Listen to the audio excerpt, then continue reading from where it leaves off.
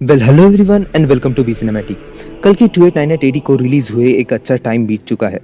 बहुत लोगों ने इस अमेजिंग मूवी को ऑलरेडी देख लिया है और बाद में और भी काफी लोग इस मूवी को देखने वाले हैं।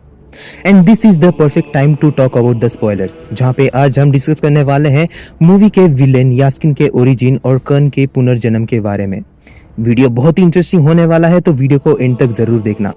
So that's being said, let's roll the intro.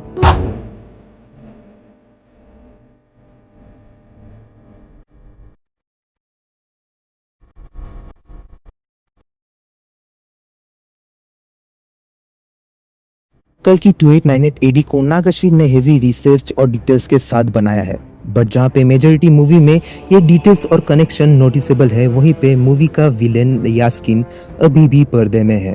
उसकी ओरिजिन, उसकी लाइफ के बारे में हमें कुछ भी दिखाया या बताया नहीं गया है। एंड दैट्स वाई अब हम यास्किन के बारे में जानने की कोशिश करेंगे। फर्स्ट ऑफ ऑल, मूवी का नाम ही कल की है, तो ये बात ऑब्वियस है कि इस कहानी का अल्टीमेट विलेन कली को ही होना चाहिए, बट मूवी का विलेन तो यास्किन है। और यहीं पर आता है मेरा पहला थ्योरी, जहाँ पे मुझे लगता है यास्किन कली नहीं है। यास्किन एक नॉर्मल इंसान है जिसने टेक्नोलॉजी का इस्तेमाल करके अपने आप को 200 साल तक जिंदा रखा है। और इन 200 सालों में यास्किन ने पुराण वगैरह पढ़ के कली के बारे में, कली को जिंदा करने के बारे में इंफॉर्मेशन इकट्ठा किया है। एंड दैट्स वाई कली को जिंदा करने के लिए वो शायद कॉम्प्लेक्स के अंदर प्रोजेक्ट के वाला एक्सपेरिमेंट कर रहा है। अब यहाँ पे मैं एक छोटा सा डिटेल आपसे शेयर करना चाहता हूँ। अकॉर्डिंग टू कल्कि पुराण, कल्कि के पिता का नाम विष्णु यशस होने वाला है। तो यशस और यास्किन, अगर मूवी देखा है and you are smart enough, then dots को कनेक्ट कर सकते हो। खैर, सेकेंड थ्योरी ये है कि कली ऑलरेडी यास्किन के अंदर है। फिर से पुराणों में जाते हैं। अधर्म, मिथ्या, दंभ, माया, लोभ, निकृति, क्रोध, हिंसा, ये सबकी उत्पत्ति भगवान ब्रह्मदेव के पीठ के मेल से यानी नेगेटिव एनर्जी से हुआ है, जिन्हें ब्रह्मदेव के संतान भी कहा जाता है। और जब ब्रह्मदेव के ये सारे संतान अपनी क्षमता के चरम सीमा पर जाके एक हो जाएंगे, तब कली असुर का जन्म होगा, जिसका कोई ह्यूमन, इविल और डिवाइन फॉर्म नहीं है।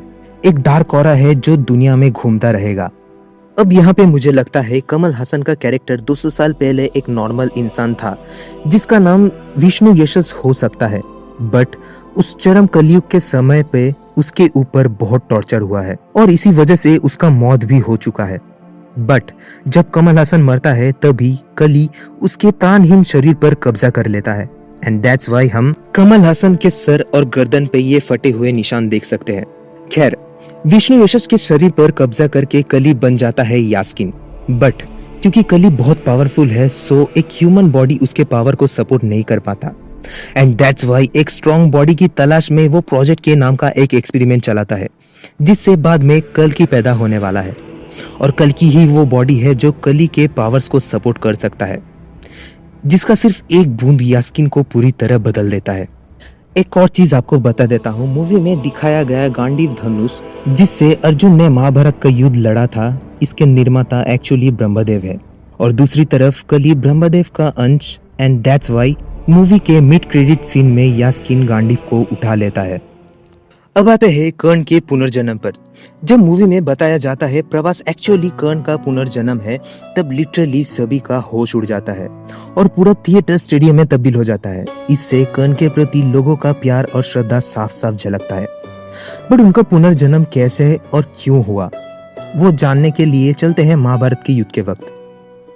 अर्जुन छल से कर्ण को मार देते हैं, बट कर्ण तभी भी नहीं मरते और तड़पते रहते हैं। और तभी कृष्ण साधु का वेश धारण करके आते हैं और कर्ण से भिक्षा मांगते हैं, लेकिन दर्द से छटपट करता हुआ कर्ण उन्हें क्या ही दे सकता है। और तभी साधु के वेश में कृष्ण कहते हैं, तुम अपने पुण्य का घड़ा मुझे दे दो। और तब बिना सोचे कर्ण दैविक शक्ति से प्रकट हुए अपने पुण्य का घड़ा कृष्ण को दे देते हैं। और तभी कृष्ण भावुक हो जाते हैं और कर्ण को 2 वरदान मांगने कहते हैं।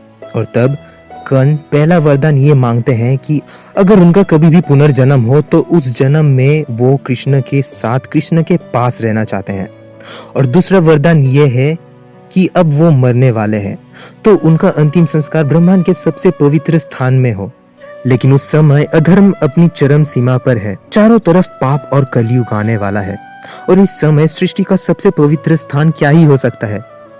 और तब भगवान श्री कृष्ण अपना विश्व रूप धारण करते हैं और अपने हाथ में कर्ण का अंतिम संस्कार करते हैं। और ऐसे ही दानवीर कर्ण अपनी पूरी जिंदगी में किए हुए पुण्यता से कलयुग में भैरवा नाम से पुनर्जन्म लेते हैं, और वो भी उस समय जब कल्कि पैदा होने वाले हैं और उनके सबसे करीब है। तो ये रहा मेरा थ्योरी एंड प्रेडिक्शन यास्किन के ओरिजिन और कर्ण के पुनर्जन्म के बारे में। अगर इन थ्योरीज में से मैंने कुछ भी गलत कहा हो या किसी का सेंटिमेंट हर्ट किया हो, then I am extremely sorry for that. और अगर आपको मेरी ये थ्योरीज और प्रेडिक्शन पसंद आई है तो डेफिनेटली कमेंट्स में जरूर बताना। इसी के साथ वीडियो को यहीं पर रैप अप करते हैं। वीडियो पसंद आई हो तो आपको पता है आपको क्या करना है। मिलते हैं बहुत ही जल्द हमारे अगले वीडियो में, तब तक के लिए goodbye, take care and be awesome.